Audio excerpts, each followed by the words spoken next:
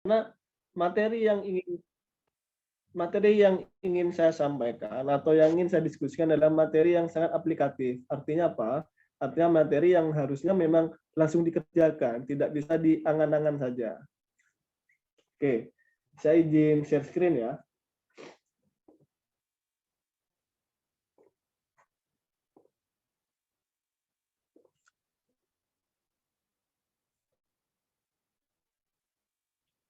Sekumnya siapa, Di? Sekumnya Hani. Wah, ini.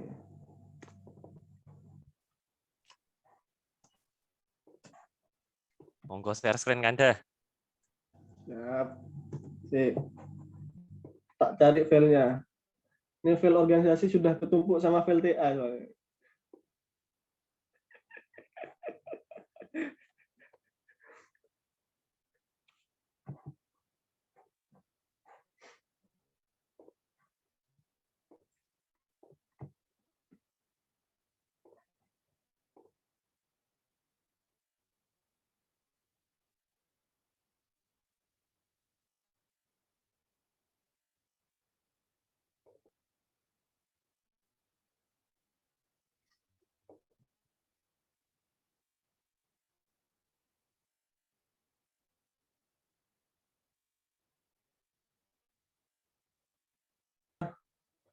Teman-teman semua. Halo? Jelas Kanda, jelas. Oke, jelas ya? Jelas.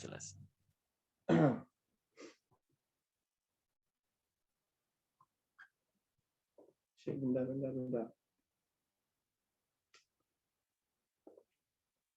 Sebelum saya masuk ke materi, mungkin saya ingin diskusi terlebih dahulu sama teman-teman semua. Ingin memberikan suatu pemantik lah. Kalau saya menanyakan ya kepada teman-teman semua, kita esensi dalam berorganisasi itu sebenarnya ingin melakukan apa dan untuk mendapatkan apa sebenarnya. Itu dulu. Khususnya kepada teman-teman yang nantinya adalah bisa dikatakan sebagai pengurus dari komisariat ini.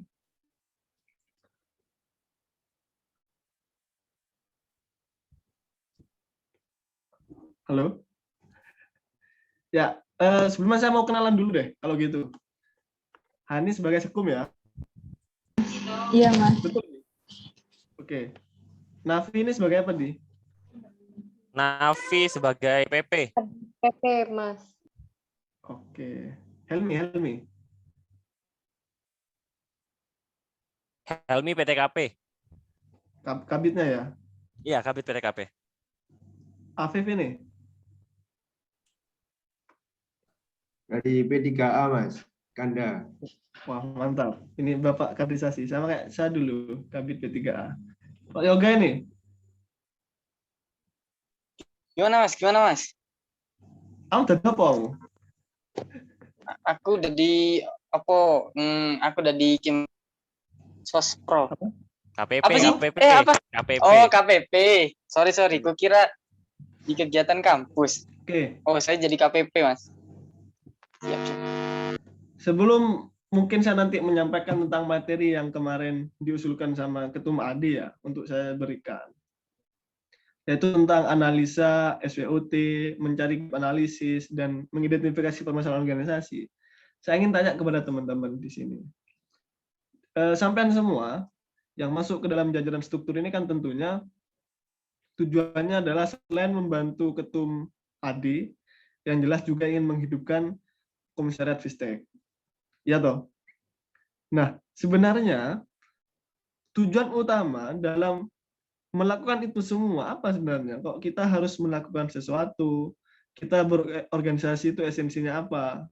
Nah, itu yang perlu kita luruskan terlebih dahulu. Karena apa? Karena sebelum kita melangkah lebih jauh, sebelum kita melakukan hal-hal berbagai macam kegiatan, agenda, program kerja, dan sebagainya, kita harus paham, kita harus selesai dulu dengan hakikat fundamental organisasi kita. Ya kan? Apa itu kemarin sudah dibahas sama materi sebelumnya, Di? Atau upgrading ini kemarin tentang apa aja, Di? upgrading kalau kemarin itu ya seputar materi KHMI-an ya ada kesekretariatan, lalu ada juga tentang kepengurusan sama administrasi keuangan. Oke. Mungkin kalau perihal KHMI-an, perihal tentang teman-teman tentang ya mission dan sebagainya, saya sudah tidak meragukan lagi tentang hal itu. Saya yakin teman-teman sudah tuntas tentang itu semua. Tapi kadang yang menjadi kekurangan dari kita yang berproses di HMI kali ini hingga saat ini yang saya rasakan adalah di mana teman-teman itu kebanyakan atau hampir bisa dikatakan mayoritas lah kurang ngena tentang sebenarnya mereka berproses di dalam di HMI itu kemana, kemudian hakikat fundamental organisasinya belum kena. Akhirnya apa? Akhirnya hanya berputar-putar di lingkaran yang itu saja. Tidak sampai menjawab kenapa sih HMI khususnya di Fistek ya? Atau lingkup Fistek itu mana saja sih? FTI ya lingkupnya Fistek ya? Fisika, Fistek di ada teknik juga. fisika sama teknik instrumentasi. Apalagi cakupannya di sana. Kenapa kok Fistek itu harus hadir gitu semua? Memberikan apa? Memang ruginya kalau nggak ada HMI Fistek itu apa bagi mahasiswa atau bagi anggota kadernya? Nah, pemahaman kita tentang hal itu nanti akan menentukan bagaimana kita melangkah ke depannya. Bagaimana kita melakukan kegiatan, melakukan program kerja ke depannya. Nah, hal itu semua nanti akan menjadi bahasan kita dalam rangka istilahnya kalau dalam teori itu menerapkan SWOT. Itu suatu teori analisa namanya strength, weakness, opportunity, dan threat. Untuk menentukan gap analisa dan mengidentifikasi kira-kira permasalahan dari organisasi kita itu apa saja. Nah, tentunya kalau teman-teman dulu ketika LK1 sudah pernah belajar tentang KMO ya, kepemimpinan manajemen organisasi, mungkin kalau bahasanya di internal adalah KMO itu klarifikasi masalah organisasi. Nah, di sana sering kita dengar dalam manajemen itu kan langkahnya ada plan, ya kan? Kemudian apa? Doing, Plan organizing. dan organizing, kemudian ada evaluating. Ya, actuating. Kan begitu. Nah, dalam perencanaan, dalam mengonsep, saya akui teman-teman HMI itu jagonya. Area HMI lek kon konsep, lek kon ngomong, lek kon berdialog, lek kon diskusiku gak ono lawane. Area HMI tok yang menang. Tapi ketika implementasi nol. Nggak ada yang mana? Coba, saya kasih satu contoh aja orang yang ketika apa yang dia diskusikan dan ketika apa yang dia lakukan itu sesuai. HMI. Kasih contoh saya satu aja. Khususnya di Korkom ya, khususnya kader SN ya. Bahkan saya mengakui saya sendiri pun kadang seperti itu gitu loh. Artinya apa? Mari kita hayati bersama kekurangan kita, kelebihan kita ini apa, agar kita kedepannya nanti dalam bahasa utopisnya itu menggapai suatu harapan, mencapai suatu kondisi yang diidam-idamkan, itu bisa kita lakukan secara bersama-sama. Oke, saya izin share screen di sini ya.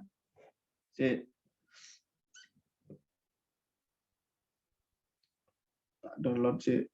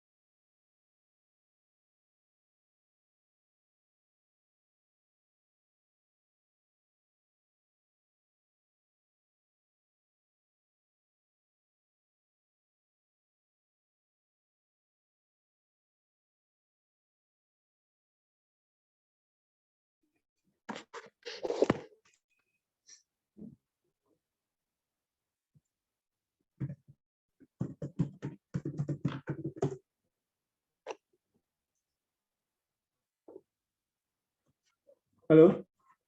Sudah kelihatan? Nggak masuk ya? Belum Kanda, belum kelihatan.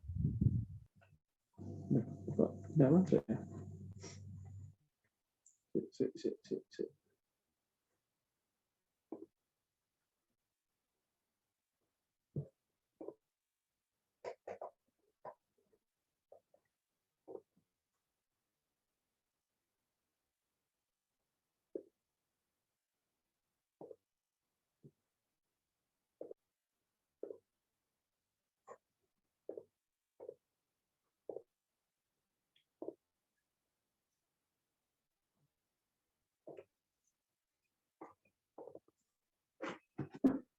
Kalau SWOT, teman-teman sudah pernah menggunakan itu semua enggak?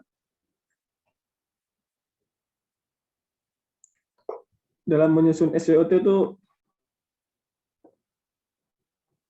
ada yang kira-kira, kalau saya sebenarnya yang lebih penting itu bukan SWOT-nya, tapi KPI-nya. Kenapa? Kalau SWOT itu sebenarnya ya sudah itu saja, tidak ada sesuatu yang perlu kita pahami lebih dalam sebenarnya. Kenapa? Karena SWOT itu bagaimana kita melihat kondisi saat ini, membaca peluang kita apa, dan itu saya kira hal-hal sederhana saja, tidak perlu sesuatu yang lebih rinci lah, kira-kira begitu.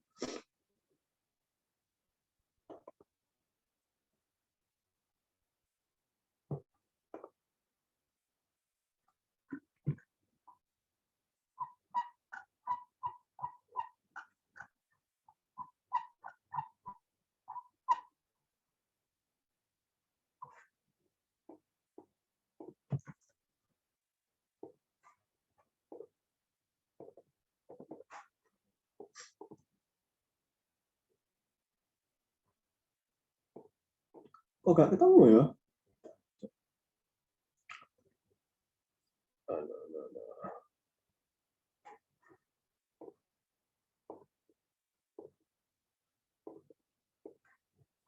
Nah,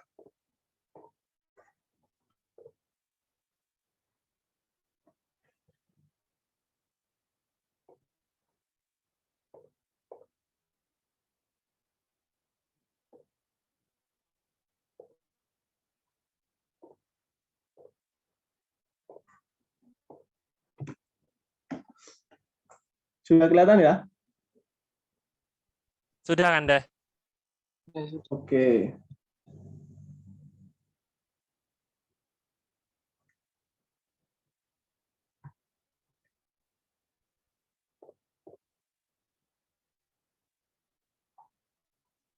Oke. Sudah kelihatan semua? Sudah. Sudah. Saya jelaskan perlahan-lahan dulu. Teman-teman, pentingnya suatu KPI itu kalau kita mau sederhanakan, kalau kita mau ambil intisarinya adalah apa sih kegunaannya? Kegunaannya adalah sebenarnya untuk mengevaluasi apa yang sudah menjadi target kita, itu sudah tercapai atau belum. Udah, itu sederhananya begitu. Nah, setiap orang itu pasti punya tujuan masing-masing, entah itu jangka pendek, entah itu jangka panjang. Itu setiap orang pasti punya tujuan. Saya sama Ketum Adi, sama Yoga, sama ini pasti punya tujuannya masing-masing, dan itu pasti beda-beda. Itu orang, apalagi organisasi, kan kira-kira begitu. Nah, maka sebenarnya dari tujuan masing-masing organisasi itu kita sudah menentukan, oh bulan ini mau melakukan ini, bulan kedua mau melakukan ini, targetnya ini dan itu. Ketika target itu sudah dipegang, maka setiap bulan kita harus melakukan evaluasi, sudah sesuai target atau tidak. Jangan sampai target itu kita rubah setiap saat semau kita, maka ketercapaiannya tidak terukur nantinya. Contoh begini, saya langsung kasih contoh ya.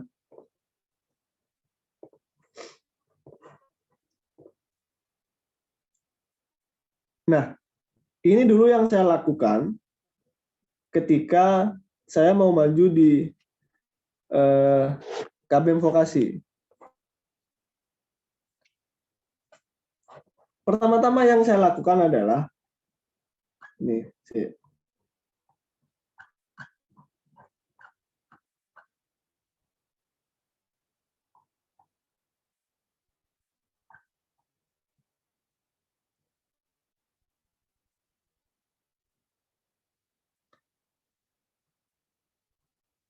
Ini langsung aplikatif ya, langsung taktis aja. Yang saya lakukan pertama adalah saya mengevaluasi kinerja apa yang sudah dilakukan oleh kepengurusan sebelumnya.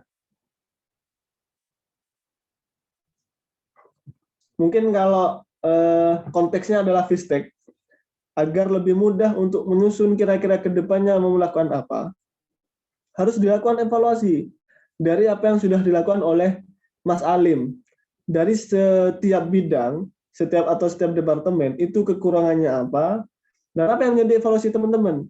Nggak apa-apa, subjektivitas teman-teman saja yang harus dilakukan, karena teman-teman yang akan melakukan perbaikan ke depannya. Itu ya. Nah, setelah saya melakukan evaluasi ini, kira-kira BPH kurang apa, dari bidang-bidang departemen kurang apa, maka selanjutnya, kok hilang? Nah, ketika teman-teman bisa mengevaluasi apa yang terjadi atau kekurangan yang sedang berada di bidang atau departemen tersebut, teman-teman juga harus bisa menentukan kira-kira kondisi idealnya dari bidang tersebut seperti apa harusnya. Kalau sekarang konteksnya, ini cuma contoh saja ya, dan harusnya ini juga bisa diimplementasikan di HMI, khususnya di komisariat masing-masing. Contoh, saya kasih contoh P3A.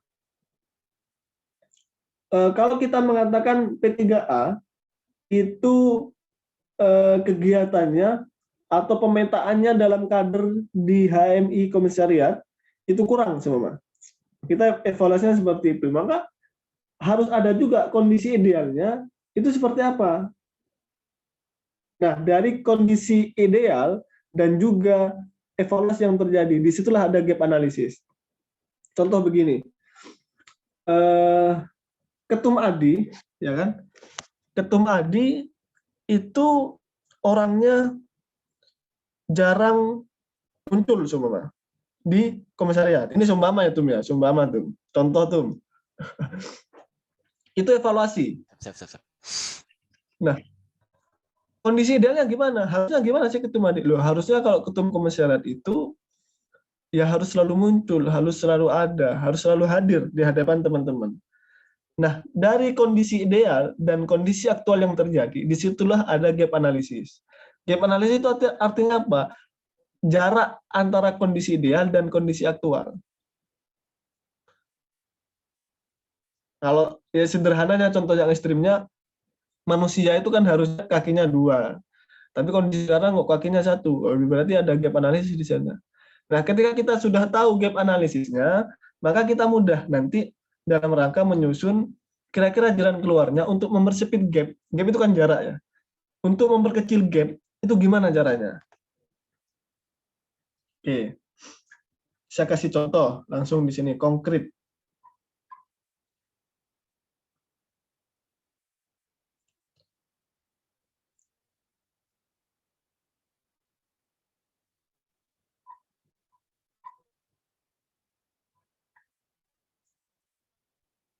Ini ya.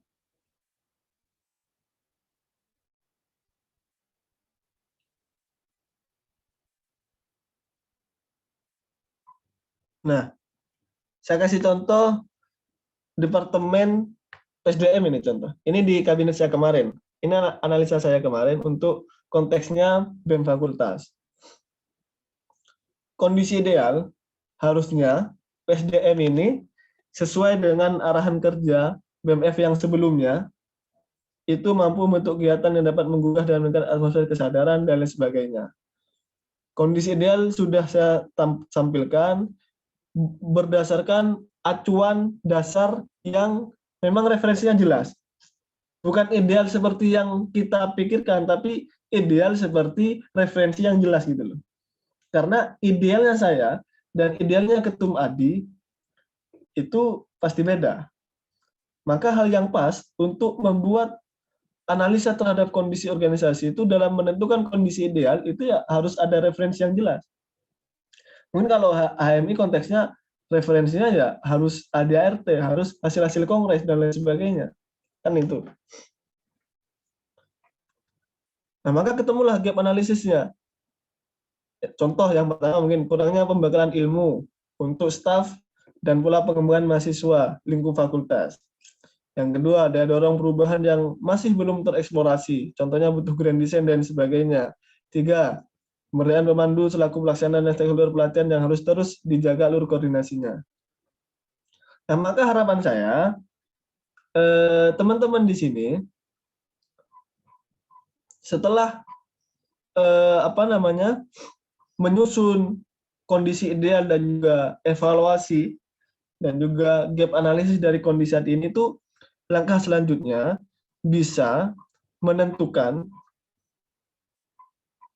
ini rencana strategis dari persoalan-persoalan yang teman-teman temukan. Bingung enggak dari apa yang saya ajukan sebelum saya ada yang ditanyakan?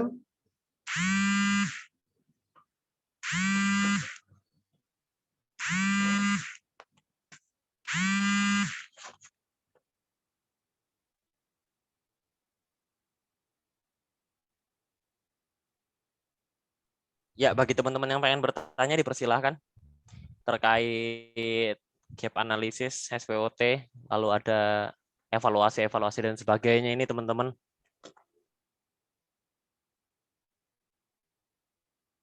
Terkait tata kelola organisasi.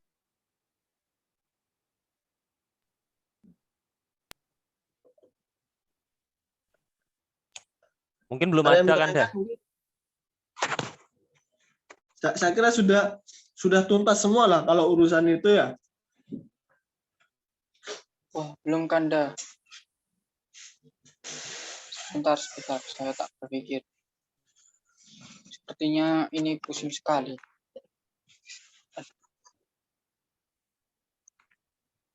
Permisi Kanda, saya mau nanya. Oke. Gimana? Saya Afif dari Fisika. Nah, yang mau saya tanyakan itu berarti untuk ini kan akhirnya kan membuat rencana strategi kepengurusan. Berarti sebelumnya itu alurnya itu analisis ideal state sama aktual state-nya tadi ya Mas. Maksudnya alurnya itu Betul. bagaimana? Saya kurang jelas di alur pembuatan hingga sampai menjadi rencana strategis, Mas. Oke.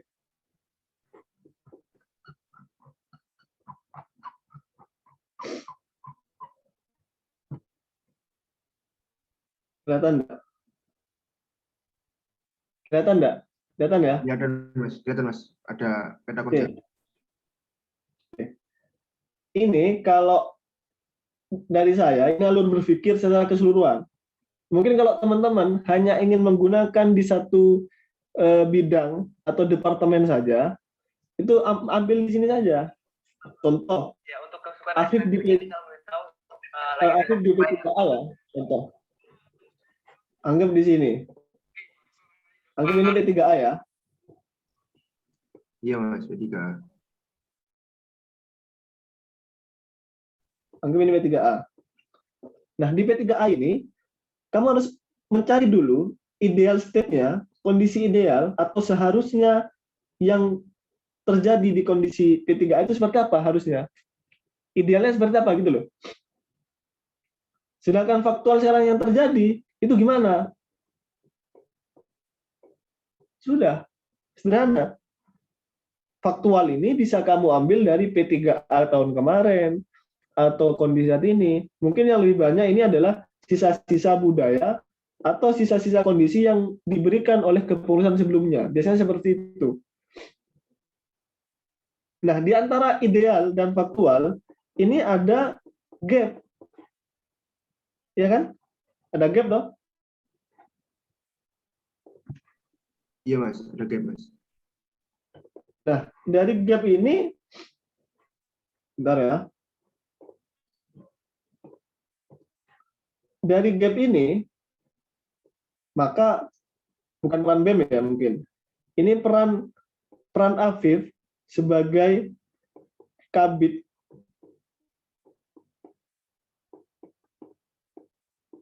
Kalau nggak ada papan gini memang. Peran Afif sebagai kabit, ya, itu apa? Gitu loh. Untuk mempersempit gap atau jarak antara kondisi ideal dan kondisi faktual di bidang P3A. Itu. Maka ketika kamu sudah bisa menentukan kira-kira peranmu apa, kamu bisa menentukan visi dan misi untuk dirimu sendiri. Visi misi itu jangan selalu diartikan organisasi saja ya. Setiap orang berhak memiliki visi misinya untuk dirinya sendiri. Ya. Itu. Nah, setelah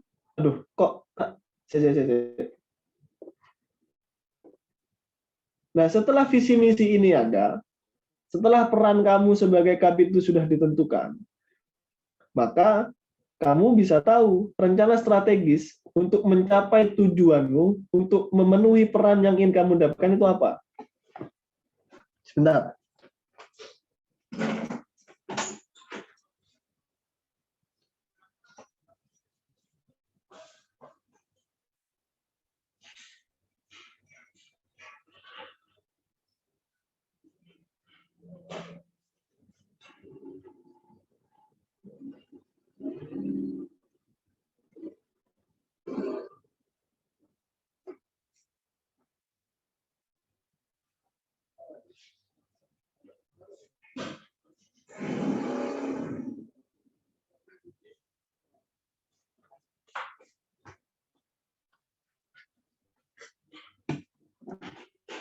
Tunggu Yor.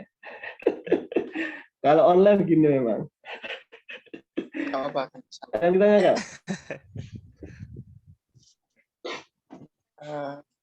Ada yang ditanyakan? Oh iya Mas, berarti tadi untuk alurnya itu dimulai dari itu ya Mas, analisis antara ideal state-nya divisinya apa, ideal state-nya kondisinya, terus aktualnya yang dilakukan oleh sisa-sisa kepengurusan sebelumnya dilakukan analisis, lalu timbullah gap analisis. Nah, sebagai kabit atau sebagai pengurus itu tugasnya memperkecil gap antara aktual dan idealnya Mas. Akhirnya timbul visi misi dan restra itu ya Mas. Betul. Oh ya Mas. Lalu kalau misalnya dari yang aktual kan dari sisa-sisa pengurus atau budaya yang sebelumnya. Kalau misalnya untuk idealnya itu didapat dari mana ya Mas? Apakah hanya dari ADART atau dari mana ya Mas? Ideal itu yang pertama, kan ideal itu tidak boleh hanya sekedar mengandalkan subjektivitas, ya toh? Karena idealmu sama idealnya saya pasti beda.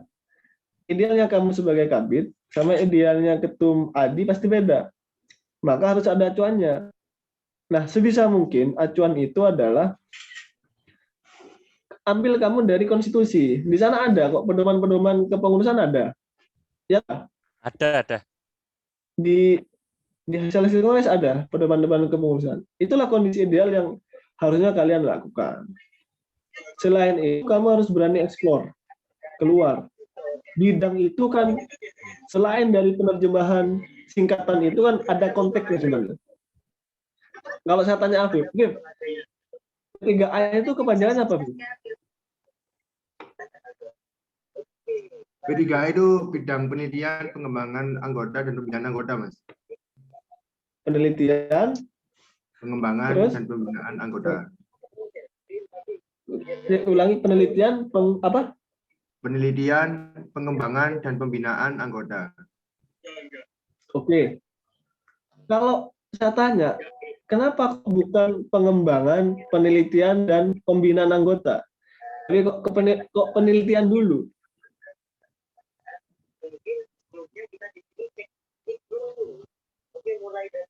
Iya kan? Ah, Sebenarnya itu ya ini yang sedang kita pelajari. Kita tidak akan bisa mengembangkan suatu anggota atau bukan organisasi sebelum kita meneliti apa yang perlu dikembangkan. Sebelum kita mengetahui kondisinya itu seperti apa. Baru kita kembangkan. Ya kan?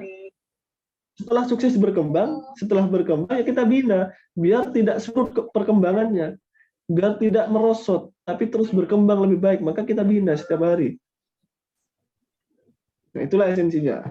Maka ini dalam langkah plan atau perencanaan. Sederhana. Itu. Ada yang tanyakan untuk plan-nya? belum Mas. Yang lain? Bisa dipahami ya? Sudah, Mas. Sudah kan?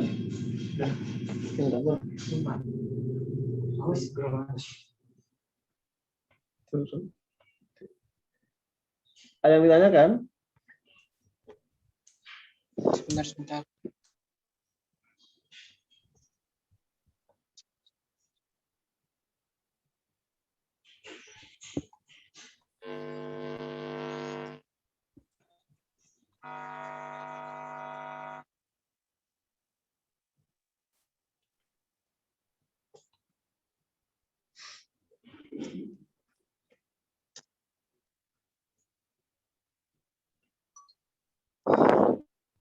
Oke, kira-kira bisa dipahami ya? Bisa lanjut ya? Oke, saya lanjut.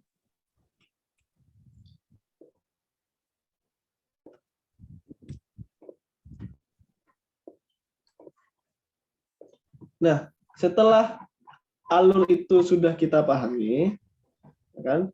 Selanjutnya kita akan menyusun,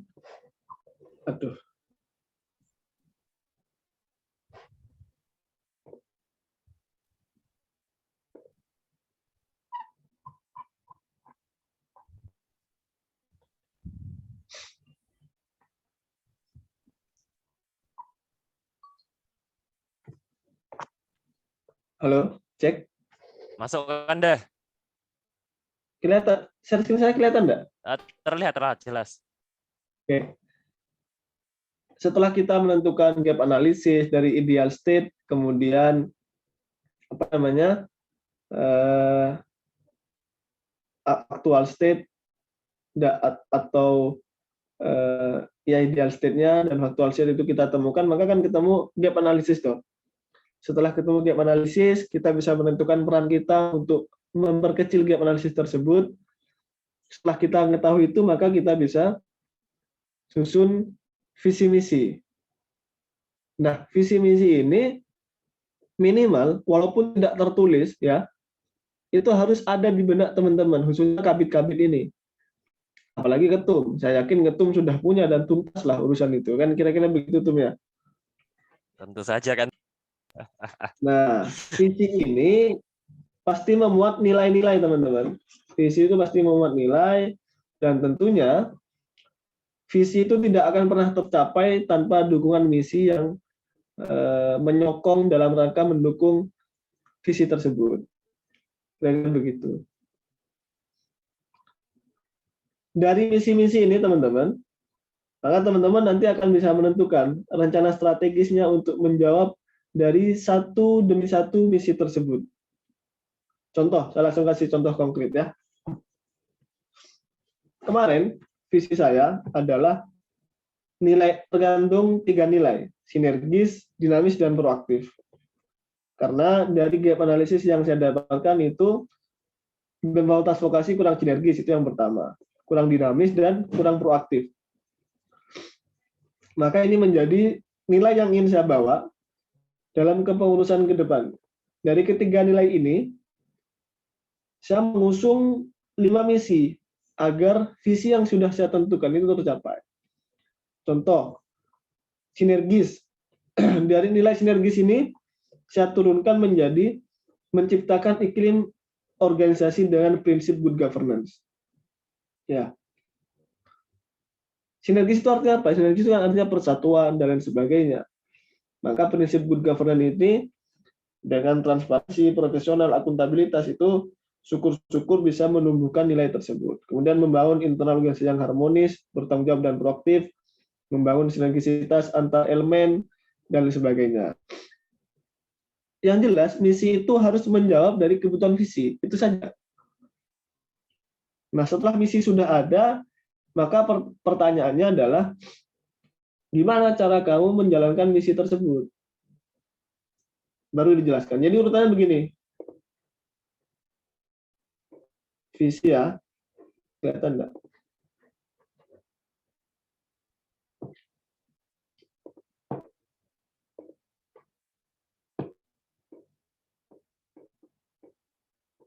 Aduh, elek.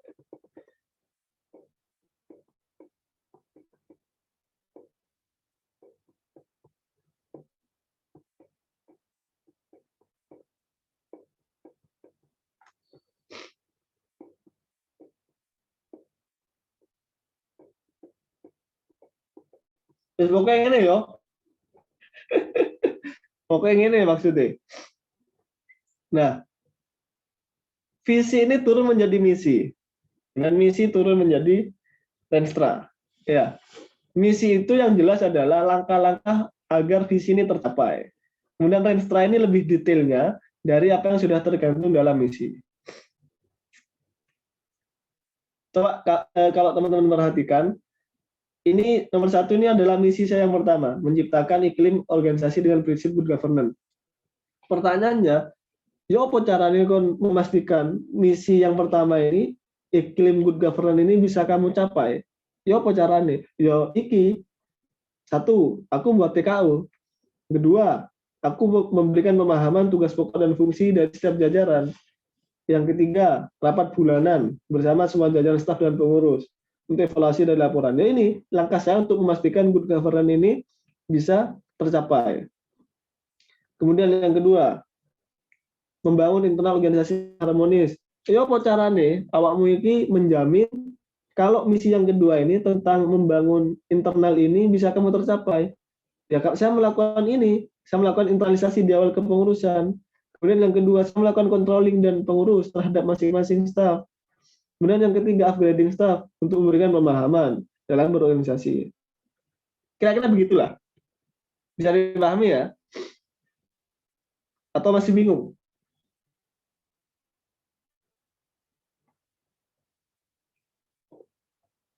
Bisa dipahami teman-teman? Rasanya bisa kan dah.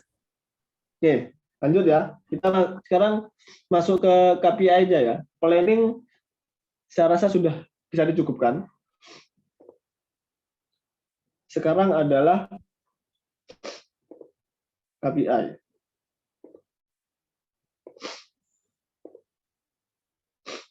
Oke.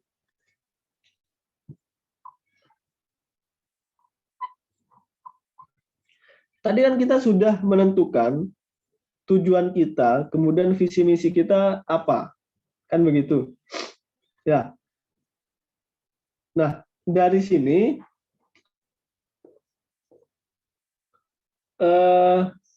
kalian pasti punya agenda. Sudah raker ya? Sudah raker belum tuh? Belum.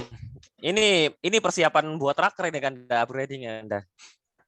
Oke, Supaya siap. rakernya lebih mantap. Oke.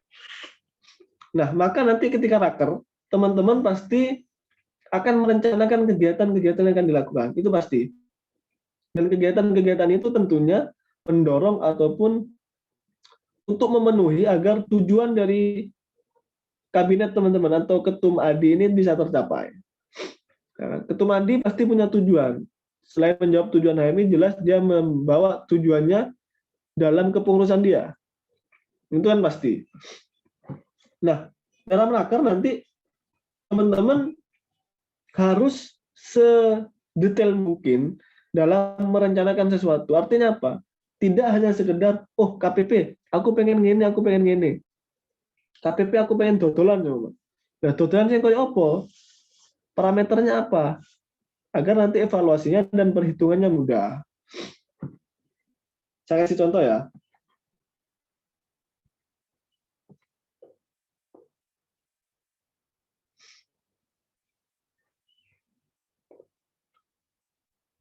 Ini.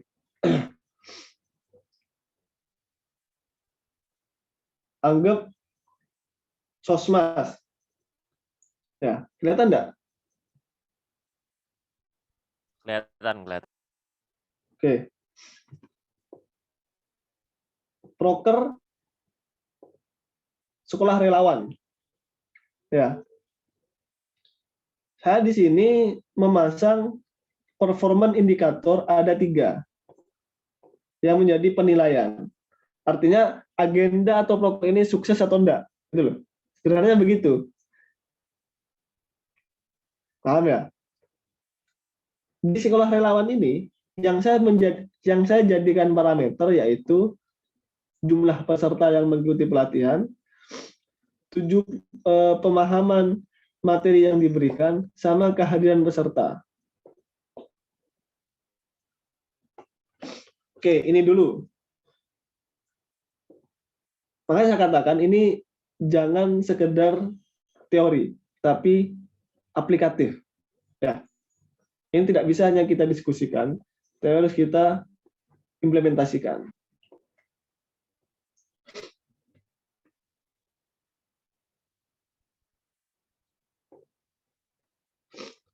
Oke.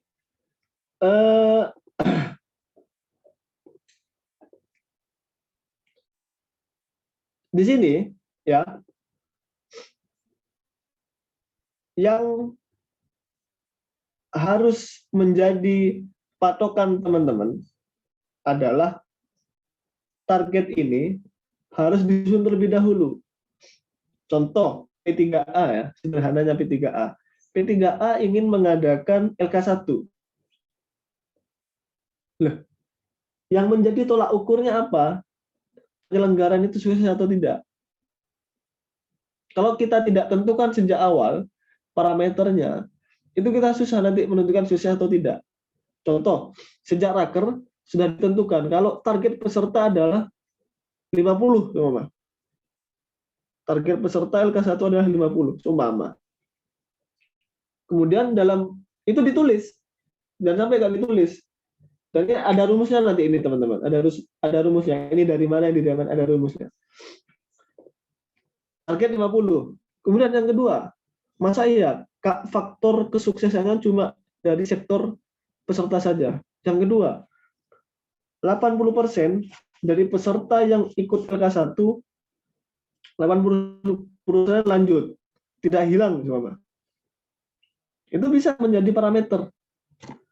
Atau yang ketiga, pemahaman tentang ke-HMI-an dari peserta LK1 adalah minimal 70%. Itu bisa diukur. Dan masih banyak parameter-parameter lain. Oke, sampai di sini yang bisa ditanyakan. Saya lanjut ya dulu ya. Oke. Ketika teman-teman sudah menentukan dari performance indikatornya atau parameter-parameter yang ingin teman-teman pasang, silakan teman-teman kasih bobot. Oke, di sini saya kasih contoh sekolah relawan ya. Sekolah relawan ini, coba perhatikan teman-teman, biar sama-sama paham. Sekolah relawan ini, saya kasih tiga performance indikator. Saya kasih 3 parameter untuk kesuksesannya. Yang pertama jumlah peserta, yang ketiga pemahaman dan kehadiran. Saya lebih mementingkan pemahaman materi daripada jumlah peserta yang ikut. Ini kalau dijumlah harus yang satu ya. Berarti kalau sumpama teman-teman parameternya cuma 2, berarti di sini 0,5, di sini 0,5 ya. Paham enggak? Atau teman-teman bisa naruh 0,7 sama 0,3. Mungkin teman-teman lebih condong ke satu indikator yang teman-teman pentingkan, yang satunya nggak begitu penting. Pokoknya jumlahnya harus sama dengan 1. Paham ya? Paham. Oke, selanjutnya adalah ini tercapai atau tidak.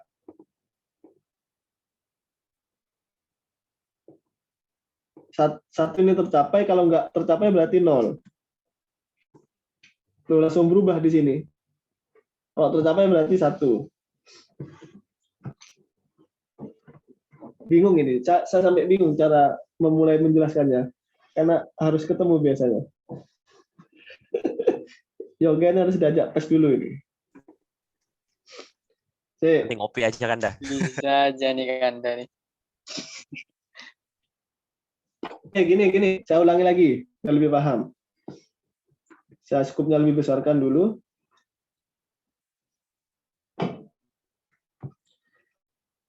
Bidang sosmas, ini sosmas ya. Kemarin saya beri 3 arahan kerja.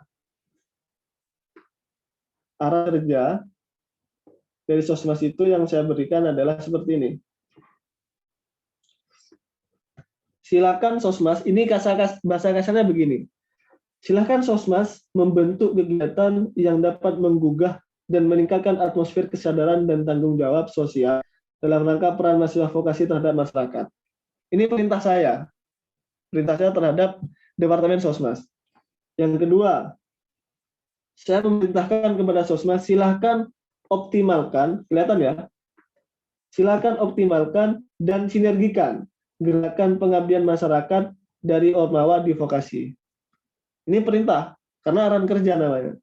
Yang terakhir adalah silakan susun dan bentuk grand design Sosmas jangka pendek maupun menengah. Nah, setelah Kabid menerima atau Kadep menerima arahan kerja dari Ketum Adi di sini, dia menerjemahkan arahan kerja tersebut dalam program kerja. Adi harusnya memberikan arahan kepada P3A. Iki loh, kon kudu ngene, kudu ngene. Kudu ngene. Dari arahan Adi itu bisa diterjemahkan sama Kabid nanti untuk dihasilkan, dilahirkan suatu program kerja atau agenda yang menjawab tentang arahan kerja tadi itu. Arahan kerja, program kerja harus menjawab arahan kerja. Tidak mungkin arahannya adalah pengen makanan yang terbuat dari santan, tapi belinya sempol. Nah, kan nggak menjawab.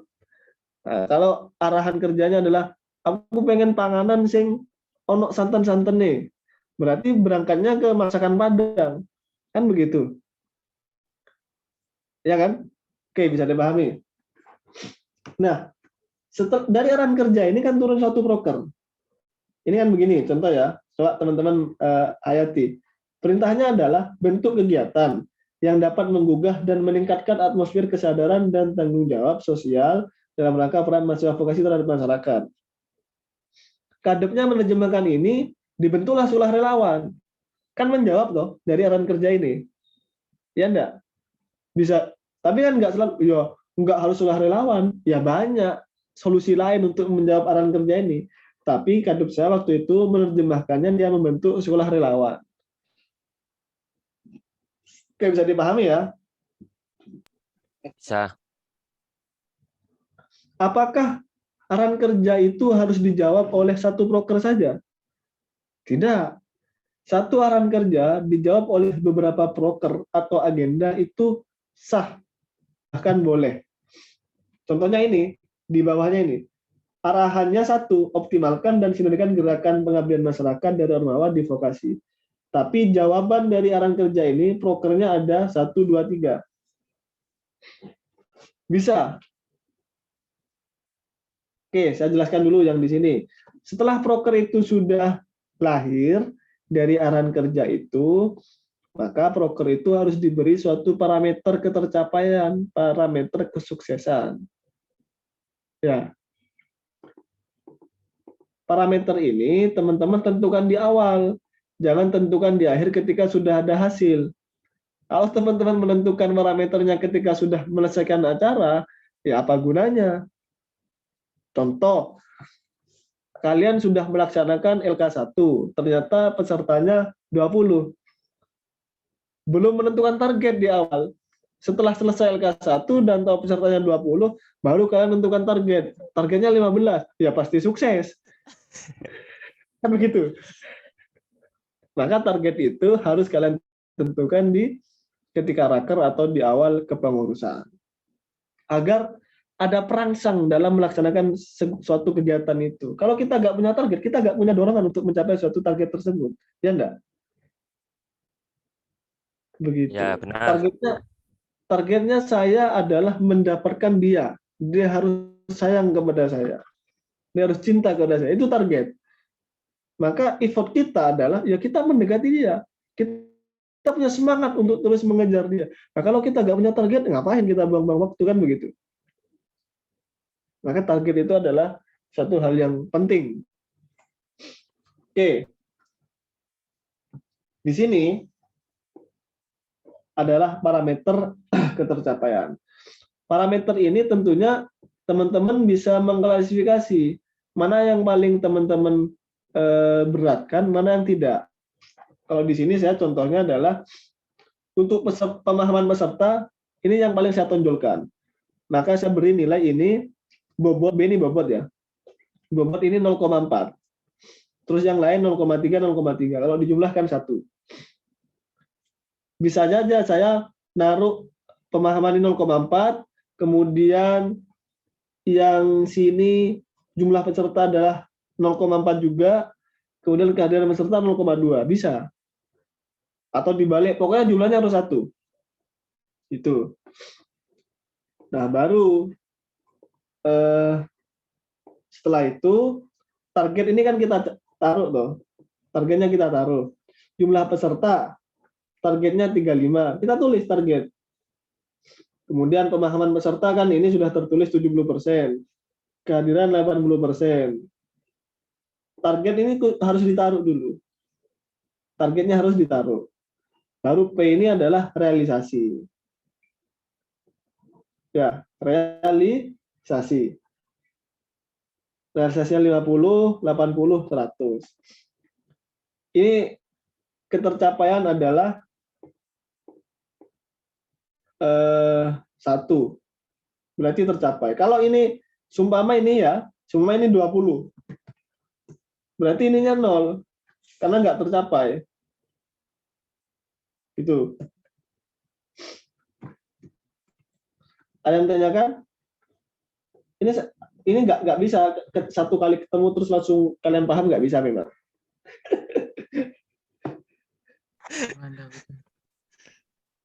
Aneh. Gitu tuh. Sederhananya begitu teman-teman. Harus ada target, ada parameter, kemudian realisasinya seperti apa.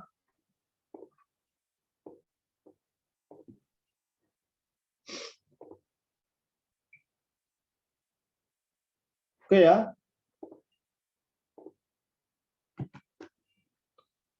Ada yang tanyakan?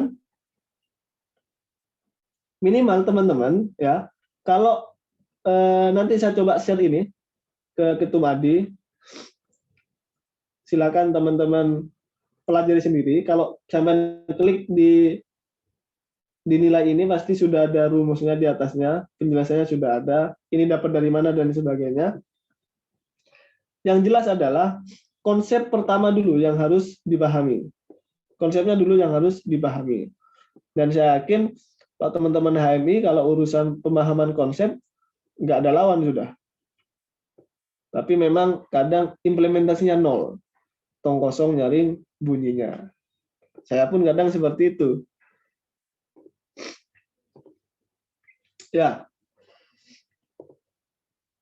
Secara konsep, secara filosofis sudah bisa dipahami atau belum? Kalau secara pelaksanaan nanti teman-teman bisa dianu sendiri. Adanya kan secara konsep. Permisi Kanda, itu mau tanya Kanda, itu kan ada di samping apa ya? Kan ada arahan kerja, itu bidang eksternal kan misal. Nah, itu K dan B-nya itu apa ya Kanda? Nah, oke. K ini yang di sebelah ini, yang di sebelah proker, yang di samping kiri proker. Oh ini. Ya di situ. Ya, itu apa ya maksudnya? Ini loh. Ini bobot juga. Ini loh. Ya. Sip. Ini eksternal ya. Ini kan ada 3 aran kerja. Ya, Ya, ya, aran kerja. kerja ini, aran kerja kan yang ngasih saya toh, Ya, atau ketum lah yang beri. Dari aran kerja ini saya juga memberikan parameter yang paling saya titik beratkan yang mana gitu loh. oke. Ini 0,4, 0,2, 0,4. Saya waktu itu tidak menitik beratkan Renstra internasional. Ini loh yang saya klik, makanya saya taruh 0,2. Wes kalian kasarannya begini, wes fokus nang sing menjalin kerjasama. Yang pertama ini kerjasama strategis yang pro sama proaktif peran dalam lingkup vokasi nasional. Fokus iku ae. Kan begitu. Ya. Sing membuat Renstra ini nggak begitu saya titik beratkan, maka saya kasih nilai 0,2. Kan jumlahnya harus 1 semua kan? Iya. Oke. Nah, setelah itu, ya kan?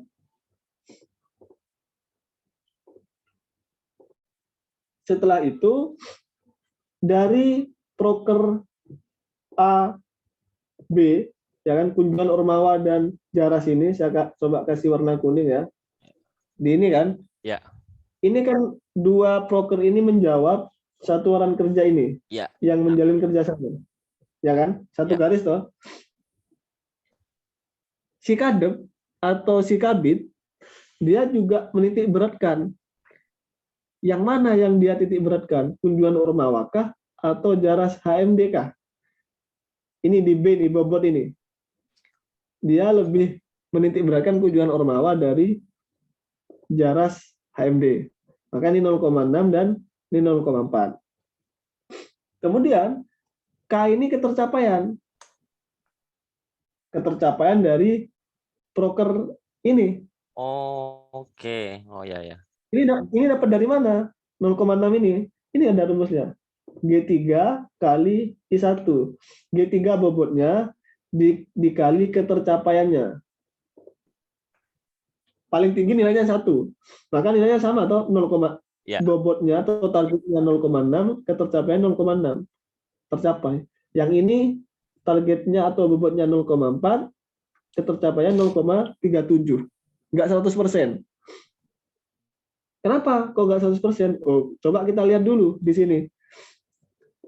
Ketercapaiannya 1, di sini ketercapaian 0,92. Kenapa kok ini 0,92? Coba kita cek dari performa indikatornya, parameternya ya. Jumlah peserta. Ini coba kita tengok yang Jaras ya, Jaras HMD ya. Jaras yang HMD kita lihat. Jumlah peserta sama pemahaman Renstra internasionalisasi 6. Nah ini loh target, coba lihat ya ini.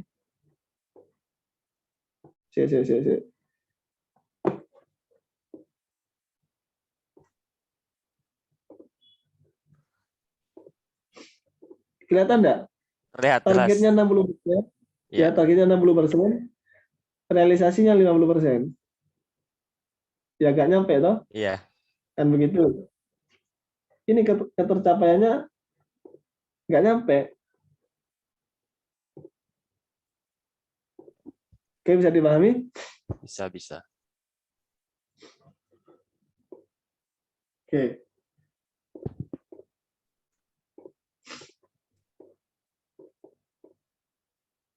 Ada yang ditanyakan?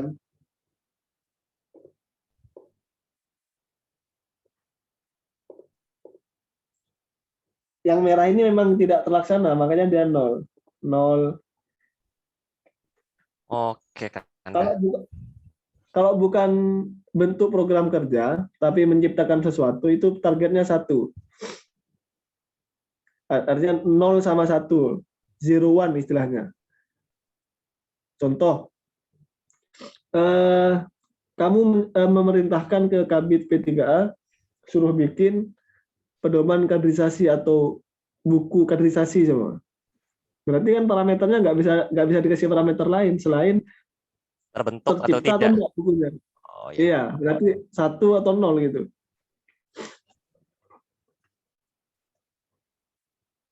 Oke, dan tanya kan? Iya.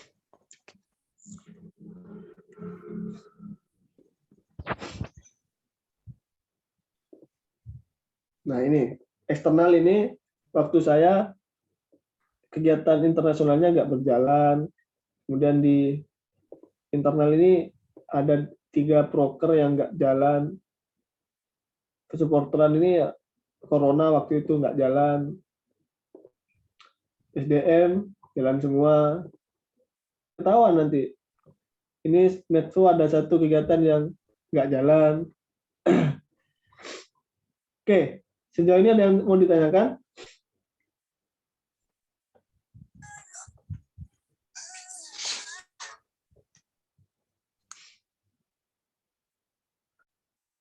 Nah, baru nanti dari ketercapaian bidang tersebut bisa kita lihat secara keseluruhan kabinet atau kepengurusannya Ketum AD ini sukses atau enggak. Gitu. Berapa persen ketercapaiannya dari target-target yang sudah dicapai. Ini sudah ketahuan. Ini misinya, kemudian ketercapaian misinya sudah ada semua. Maka ketemulah nilai ini.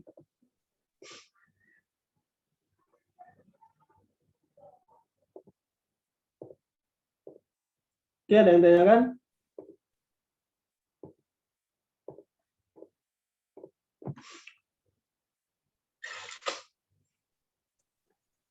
Ya, bagi teman-teman yang mau bertanya silahkan. Mungkin Helmi atau Afif, Yoga, Hani mungkin.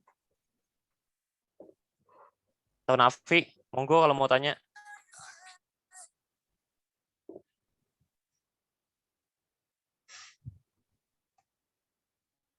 Permisi Mas, saya mau bertanya. Saya Sanjani dari Teknik Fisika. Nah, ini yang saya tangkap itu dari tadi itu senangkap saya kalau kayak bobot dari KPU itu terserah pembuat Mas. Jadi nggak ada ketentuan. Nah, itu pengambilan keputusan itu mempertimbangkan apa aja ya Mas ya? Biar itu di bobotnya ditentukan. Misal ini yang ada 3 proker, 3 capaian. Yang pertama 0,2, yang ketiga 0,3, yang ketiga 0,5. Nah, itu pertimbangannya biar lebih bobotnya itu bagaimana ya Mas? Seperti itu Mas. Oke. Bobot itu sebenarnya tergantung teman-teman mau berikan bobot berapa saja. Cuma yang menjadi pertimbangan kadang kesanggupan itu juga menjadi pertimbangan. Maka teman-teman jangan taruh arahan kerja atau bobot semua kader harus bisa terbang gitu semua. Itu kan nggak mungkin loh. Kalau kamu taruh itu sebagai parameter ya kamu gagal nanti karena memang nggak mungkin gitu. Makanya dalam merencanakan suatu remstra, suatu perjalanan organisasi harus lihai dulu membaca kondisi saat ini. Itulah kenapa analisa tadi itu dari ideal state dan factual state untuk menentukan gap analisis itu penting. Kalau kalian tidak memulai itu dengan baik, maka dalam menentukan parameter itu susah nantinya. Bahkan bisa jadi senjata makan tuan. Contoh begini loh. P3A contoh ingin membuat LK1. Dia nggak memulai analisa internal dia, kondisi aktual dan idealnya itu tidak dimulai dengan baik. Makanya dia tidak bisa menemukan gap analisis dengan baik. Dia tidak bisa mengenal kondisi hati ini dan permasalahan apa yang terjadi itu tidak bisa menemukan itu. Akhirnya kamu salah menaruh target. Contoh, padahal sebenarnya Vistek itu atau yang Vistek deh. Contoh, arsip itu kesusahan sekarang cari kader. Kondisinya adalah di jurusan itu ditutup rapat akses dari teman-teman HMI seumpama ya. Karena kamu nggak tahu kondisi itu, tidak pernah menganalisa, kamu tak pasang target peserta LK1 adalah 150 gitu. Kan langsung gagal kalian. pasti tidak tercapai itu. Maka ada cara akal bulus sebenarnya untuk kelihatan sukses dalam menjalankan organisasi. Kadang ada teman-teman yang tidak terlalu tinggi targetnya agar semuanya sukses. Ya bisa semuanya sukses target, tapi targetnya yang rendah-rendah, yang remeh-temeh gitu loh. Itu baik untuk ketercapaian, tapi kurang baik untuk effort untuk menggapai sesuatu yang belum digapai. Paham tidak maksud saya? Paham ya? Kalau teman-teman hanya ingin sekedar sukses, ya sudah taruh parameter yang enteng-enteng saja gitu loh. Pasti tercapai. Kan begitu. Intinya adalah harus ada balancing, harus ada keseimbangan. Yo, ojo dukur-dukur, yo ojo ndek-ndek gitu loh. Kalau dukur-dukur nggak mungkin tercapai, kalau pendek-pendek menutup gitu loh. Artinya harus ada penyeimbang. Makanya pembahasan tentang gap analisis, kondisi ideal dan juga kondisi faktual itu penting untuk menjadi awalan, itu menjadi bahan pokok teman-teman nantinya, menjadi komposisi dasar yang akan digunakan. Kira-kira kekuatan ini, suatu resource ini mau kita manfaatkan seperti apa ke depannya. Itu teman-teman. Paham ya? Paham enggak, Yok? Atau kalah aja PES. Makanya dalam bermain PES pun sebenarnya ini teori bermain PES juga ada ini. Harus membaca kondisi lawan, mental lawan itu juga penting. Makanya digojok terus biar lawannya itu ngedown. Itu menjadi bagian dari strategi sebenarnya. Ya kurang ajar juga. Strategi, Yok. Itu strategi. Strategi itu. Kan begitu. Oke, ada yang kan? Ya, bagi teman-teman, dipersilahkan kalau masih ada pertanyaan. KPI-nya sudah saya kirim ke Tumadi ya. Di sana sudah ada rumusnya. Silakan. Kalau teman-teman sudah paham konsepnya, nanti akan paham. Klik satu, oh ini dapat dari sini. Ini pasti paham nanti cara menyusunnya.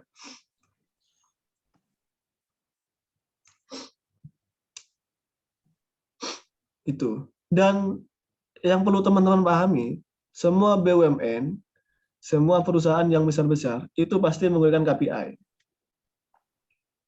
Pasti itu. Makanya teman-teman harus paham betul KPI ini seperti apa. Karena bukan hanya organisasi, teman-teman. Bahkan kalian pun ingin membuat KPI untuk diri kalian masing-masing, itu bisa. Tahun kedua targetnya apa, kemudian TUK-nya berapa, oh kan ada realisasi toh, realisasinya berapa, oh berarti sekian, oh berarti ketercapaianku cuma sekian persen, itu bisa. Dan saya pernah melakukan itu. Tapi nggak suwe, cuma 1 semester. Karena road arp ini, si road arp ini, nggak ngopi lah. Wah, iya. Aduh. Yang penting pernah dicoba. Itu, dan saya merasakan sangat bermanfaat sebenarnya. Artinya apa yang kita lakukan setiap hari itu, yang kita bangun tidur itu semuanya sudah tertata dan ada targetnya masing-masing. Maka kalau nggak ada itu memang susah juga. Kalau saya tanyakan, Yoga sekarang kondisinya, kamu sekarang sedang sukses atau sedang gagal? Yoga, kan nggak tahu. Nggak tahu kan. Makanya orang itu bisa menentukan sukses atau gagal kan kalau ada parameternya. Kebanyakan orang menganggap sukses uang, materi, tapi juga banyak orang yang menganggap uang, materi bukan menjadi faktor utama dalam kesuksesan. Makanya tujuan-tujuan ini, konsep KPI sebenarnya secara konseptual itu harus kalian pahami, walaupun tasikan ya. Tapi secara konsep harus kalian tanam dalam diri masing-masing. Apalagi kalian menjadi pengurus dalam komisariat ini. Gitu. Tapi kalau BUMN perusahaan besar semua pakai KPI, dan saya tahu itu. Ada target. Oh, direktur ada ini, ada ini, dan itu. Oh, ini ada ini, ada ini, dan itu. Direksi punya target, punya ketercapaian masing-masing. Maka kadang di BUMN itu untuk naik pangkat dilihat KPI-nya dulu. Oh, dia terakhir posisinya di mana? Oh, di sini. Dia sudah mencapai berapa persen dari tugas pokok dan fungsinya dia. Nah, dari dia melakukan tupoksinya, itu sudah berapa persen yang dia lalui, yang sudah dia capai gitu. Kalau cuma dia di kabit, berapa persen dia ketercapaiannya? Nah, itu kira-kira. Maka ilmu manajemen yang sederhana ini untuk evaluasi ini penting untuk setidaknya walaupun tidak diimplementasikan secara keseluruhan, bisa kita ambil parsial bagian-bagian secara konseptualnya saja. Tuh. Kira-kira itu. Ya sudah, itu saja yang saya sampaikan. Karena yang saya katakan ini adalah ilmu aplikatif, bukan ilmu yang harus didiskusikan berjam-jam seperti NDP dan sejarah mungkin. Tapi ini ya aplikatif. Dan mau nggak mau, saya yakin males untuk mempelajari ini. Tapi ya udahlah. Banyak untungnya kalau bisa KPI itu. Kalian mau punya bisnis kayak, mau punya apa, kalau kalian susun semuanya dengan KPI, itu pasti terarah nantinya. Dan kalian tahu cara mengambil strategi selanjutnya itu apa. Karena tahu kelemahannya di mana. Itu. Dari gap analysis, dari faktual ideal state, faktual state, kita tahu, kemudian kita bisa memposisikan diri. Apa implikasinya memposisikan diri? Ya kita bisa mengetahui itu peran kita untuk memperkecil gap analysis kan kita tahu. Nah, maka kita bisa memposisikan diri. Oh kita di sini, kita di sini. Karena positioning itu penting. Itu biar gak offset terus. Kalau nggak tahu positioning, back musuh sudah di depan, dia masih di depan gawang, nggak pulang-pulang. Maka kan offset, dia nggak tahu positioning. Yok, positioning yok. Yoga terus yang nak. Oke. Sudah, kira-kira itu yang bisa saya sampaikan. Kalau nggak ada yang mau ditanyakan, ya monggo nanti kita. Saya fleksibel sebenarnya, cuma belakangan ini lagi sibuk-sibuk banget karena sedang ada proyek di Madura. Jadi mohon maaf pada Tum Adi, merasa bersalah banget saya. Ya apa, sekelas ketum loh tak ganti-ganti terus jadwalnya. Kudu ini kan aku yang menyesuaikan dengan ketum ini. Aduh, kurang ajar ini. Ya, begitu Tum. Jadi saya harap HMI di SN, khususnya Vistek ya, ayolah, waktunya kita bangkit secara bersama-sama, kita raih kejayaan HMI di SN. Saya tidak mengatakan ITS, karena cakupannya bukan hanya ITS, tapi saya mengatakan SN. Ya, ayo kita raih kembali kejayaan itu. Harapan saya, kejayaan HMI itu saat ini jangan hanya diterjemahkan pada posisi bahwa alumni kita banyak yang hebat. Kan tapi harusnya ya wes kita mau memberikan peran apa gitu loh. Kalau saya contohkan, analogikan dengan apa yang kita diskusikan saat ini, ya kan, adalah ideal state-nya HMI itu harusnya apa, kemudian faktual state-nya HMI sekarang seperti apa. Di sana ada gap analisis, kemudian peran kalian apa. Kalau peran kalian sudah diketahui, maka peran komisariat apa? Kan itu. Maka ketika kita sudah selesai dengan kerangka berpikir seperti itu, ketika kita sudah selesai mengurai itu dari serat-serat yang paling halus, dari persoalan-persoalan yang paling mendasar, maka kita akan mudah nanti dalam mengambil langkah itu. Nah, saya kira yang menjadi soal sekarang adalah saya menemukan suatu titik yang saya yakin itu adalah persoalan pokok yang kita alami bersama-sama di HMI SN ini khususnya. Apa itu? Kita kurang menjawab tentang student need-nya dari mahasiswa-mahasiswa ataupun kader yang kita miliki. Student need itu apa? Kebutuhan mahasiswa atau kebutuhan murid dasar. Jadi mahasiswa itu ada student need, ada student interest. Student need-nya apa? Dia kebutuhan pokok mahasiswa sebagaimana mahasiswa pada umumnya. Akademiknya kayak ya perutnya dalam hal ini adalah finansial mungkin. Kemudian itu saja kalau saya mengatakan pokok. Tapi student interest-nya itu beda-beda. Ada yang ingin kepemimpinan, ada yang ingin jurnalis dan sebagainya. Itu bumbu-bumbu saja, namanya interest. Nah, kebutuhan pokok ini yang HMI tidak mampu menjawab sejauh ini, kalau saya katakan. Akademik, coba. Seberapa banyak peran HMI? Kalau saya kasih contoh Komisariat Fistek. Atau saya tanya di sini deh, dari Ketum Adi, Afif, Yoga, dan lain sebagainya, peran HMI terhadap diri kalian dalam menunjang akademik kalian ada enggak? Berapa persen menunjang HMI itu? Atau bahkan merusak? Padahal dalam tujuan HMI itu jelas. Misi HMI yang pertama adalah insan akademis. Lantas kenapa?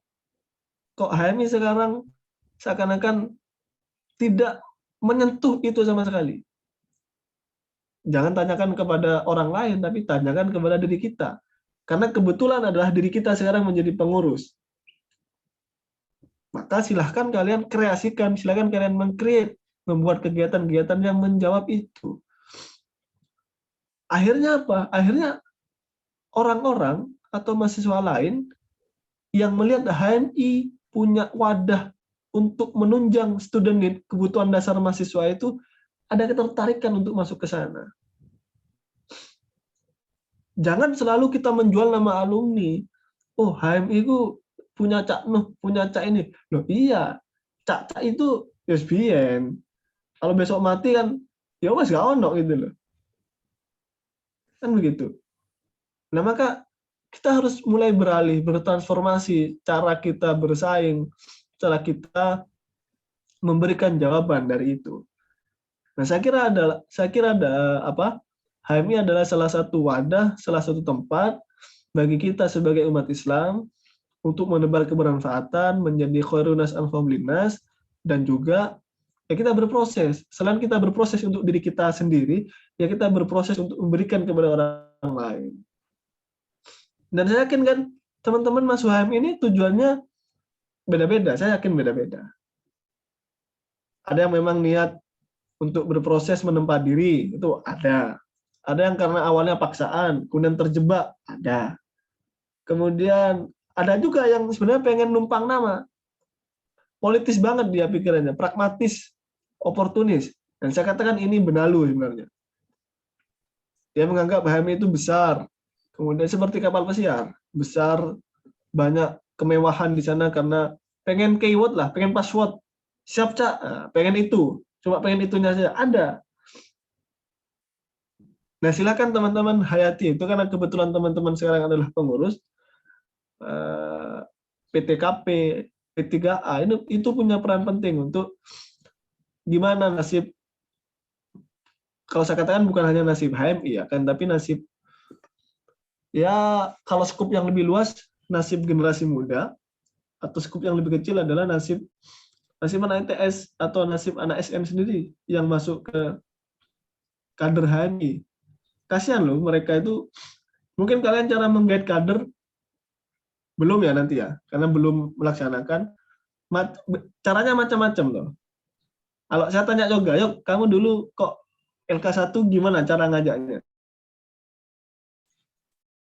LK1 ngajaknya, mungkin karena aku kader baru juga posisinya, Mas. Jadinya dulu itu apa ya? Ya mungkin karena ini juga sih yang Mas sebutkan tadi mengenai apa ya? Kader benalu mungkin ya, seperti itu mungkin ya. Ini suara aku kedengar kan? Dengar jelas. Halo Mas Daril. Macet ya? Ya, bro.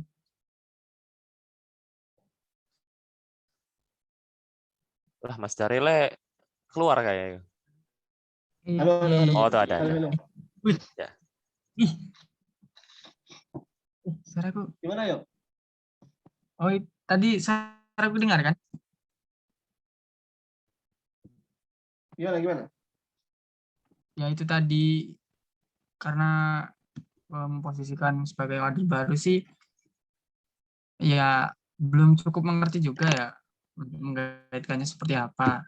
Namun kalau berdasarkan mungkin pemetaan secara luas nih kebanyakan kader HMI ya itu tadi menjelaskan mengenai kader HMI itu kating-kating apa angkatan atasnya seperti ini. Nah, begitu ya yang mungkin jadi perbincangan sekarang HMI seperti itu sih. Yaitu termasuk saya tujuan awalnya ya gitu. Iya. Itu Itu saya. itu nggak salah sebenarnya, tapi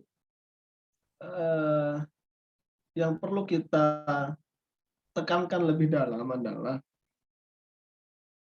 semangat kebermanfaatan, semangat keislaman dan semangat keindonesiaan yang menjadi ciri khas HMI itu harusnya melekat juga. Artinya apa? Artinya begini loh. Yang ingin saya sampaikan adalah kita ini dalam berproses di HMI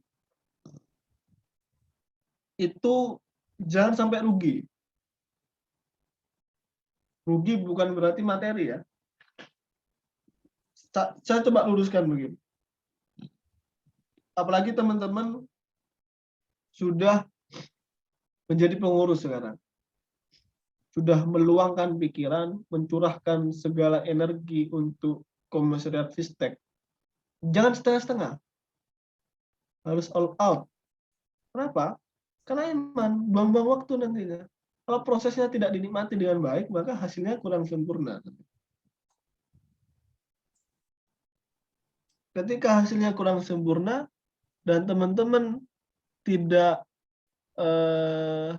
mendapatkan apa-apa itu dalam arti feedback atau manfaat yang kalian dapat itu kurang maksimal, tidak sesuai dengan harapan, maka jangan salahkan orang lain.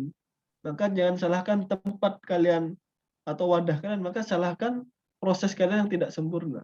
Maka saya yakin sebenarnya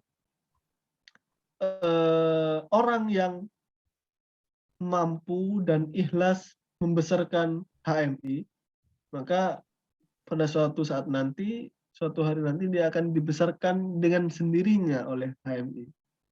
Dan semoga kita semua ini masuk dari bagian itu kan. Feedback, imbalan atau apapun itu, privilege itu nggak usah jadi iming-iming. Itu dengan sendirinya nanti akan didapat gitu kan. Maka yang saya katakan untuk saat ini jangan terlalu banyak anu cak gitu. Tapi ya wes kalian itu punya kreasi apa gitu loh. Kalau kalian sendiri tanpa embel-embel apapun, kalian punya kehebatan apa? Itu aja dulu yang perlu ditonjolkan. Kemudian dalam konteks kaderisasi yang ada di HMI, khususnya di Komisariat Fistek mungkin ya, yang perlu dipertajam sebagai branding terhadap teman-teman di INTA ya, kita harus menjawab student need itu. Bikin kelompok belajar kayak atau mengadakan kegiatan apa kayak, intinya yang berkaitan dengan student need itu harus dijawab. Kayak saya tanya sekarang, kenapa kok di ITS itu sekarang sedang marak-maraknya student chapter? Ada SRE, ada ini, dan itu. Kenapa coba? Kenapa? Karena pada saat ini generasi Z atau mahasiswa-mahasiswa kini itu pola pikirnya pragmatis semua. Saya dapat hampir mayoritas ya. Saya ke sana dapat apa, kemudian manfaat saya apa. Mungkin dia menganggap lebih jelas keuntungannya kalau masuk ke student chapter, contoh ISEC, SRE, kan jelas. Oh ini belajar energi gitu kan jelas kan. Manfaatnya jelas. dan ya nggak begitu kaku. Kalau organisasi kan kaku tuh, BEM kaku, harus ada ini, ada SOP dan sebagainya. HMI kadang kaku, kadang enggak. Tapi student chapter enggak, karena relax. Dia guyonan tok, tapi jelas yang menjadi pokok bahasan lain sebagainya. Manfaatnya jelas.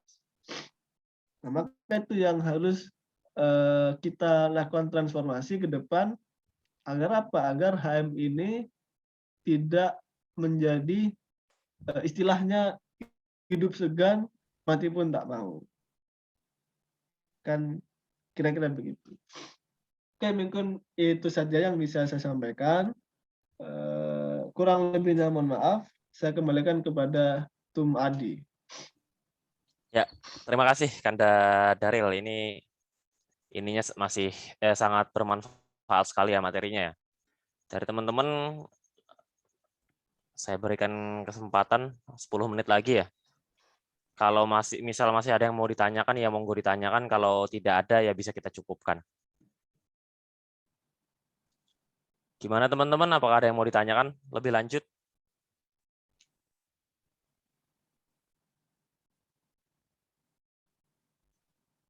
Oke, mungkin cukup Tum.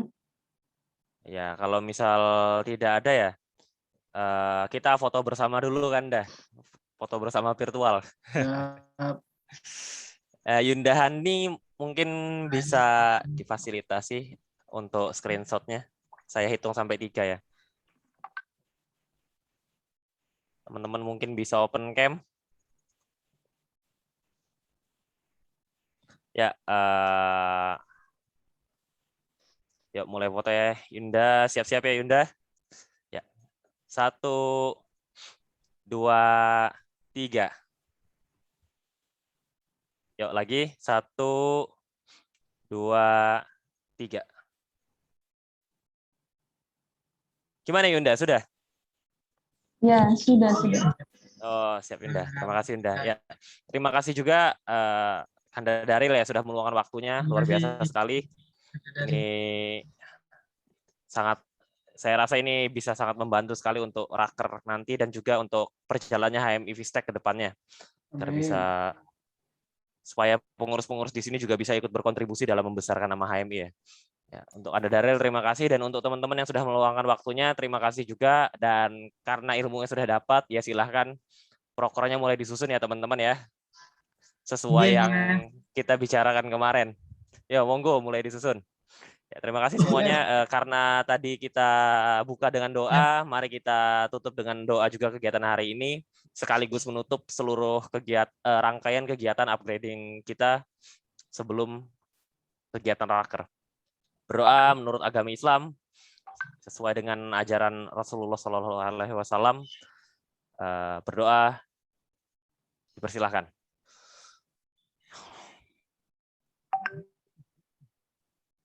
Berdoa udah bercukup kan? Ya, terima kasih semuanya. Dipersilahkan untuk live bagi yang ingin live. Anda Daril, terima kasih lagi sebanyak-banyaknya. Assalamualaikum warahmatullahi wabarakatuh. Waalaikumsalam warahmatullahi wabarakatuh. Terima kasih, Mas. Sunre. Sama-sama, Pak. Wih, Rek, ngumit aku, Rek, wis. Ayo, Prokre. Helmi udah selesai tuh. Ya, nanti Rensra tak tanyakan ke itu ya, tak ke Daril ya. Jadi, Chris apa? Helmi apa ya sing wingi? Coba Mas Di, Apa? yang udah jadi. Helmi sudah jadi. Helmi. Cuma kayaknya masih perlu ada beberapa modifikasi nanti itu untuk pembuatannya. Pas lihat konsep dari Mas Daril, sepertinya harus mikir ulang. Yo, belajar dulu Re. Masih ada waktu Re, belajar Re. Nanti Yunda Hani loh belum menentukan raharnya kapan. Rahar buat membahas